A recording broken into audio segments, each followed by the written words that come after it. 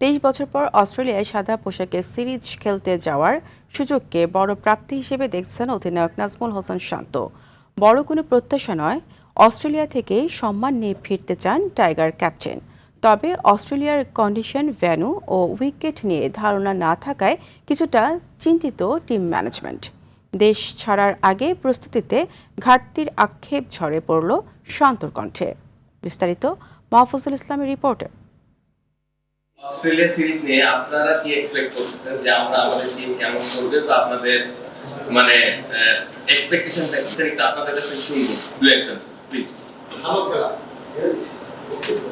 এই উত্তর আমি দিলে পছন্দ হতো। পুরো সংবাদ সম্মেলনের সব প্রশ্নের উত্তর ওই ৩ বাক্যেই বুঝিয়ে দিলেন শান্ত।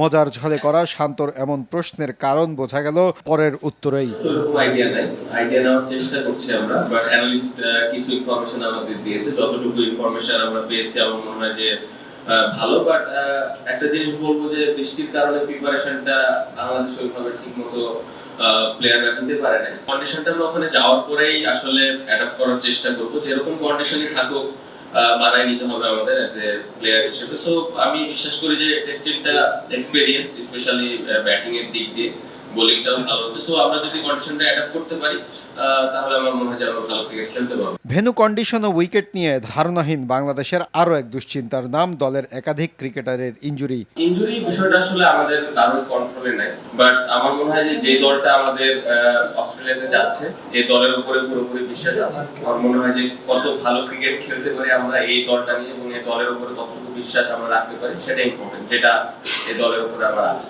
গুরুত্বপূর্ণ সিরিজের আগে এত সব দুঃসংবাদের ভিড়ে ভালো কিছুর প্রত্যাশা করাটাও উচ্চাকাঙ্ক্ষা। আমাদের মেইন লক্ষ্যটা থাকবে, যেটা আমাদের সিলেক্টরও বলেছেন, যে কিভাবে আমরা ওইখানে ভালো ক্রিকেট খেলতে পারি, রেসপেক্টটা আর্ন করতে পারি। দর্শকরা প্রত্যেকটা সিরিজে অনেক আকাঙ্ক্ষা থাকে তাদের এক্সপেকটেশন যে আমরা প্রত্যেকটা ম্যাচ জিতবো, মানে আমার মনে হয় একটা পজিটিভ দিক। এবং 23 বছর আগে হয়তো এই জিনিসটা ছিল না। সো আমি যদি অ্যাচিভমেন্টের কথা বলি তাহলে এটা একটা ভালো অ্যাচিভমেন্ট, যে এখন বাংলাদেশের মানুষ যে কোনো টিমের এগেইনস্টে জেতার কথা চিন্তা করে।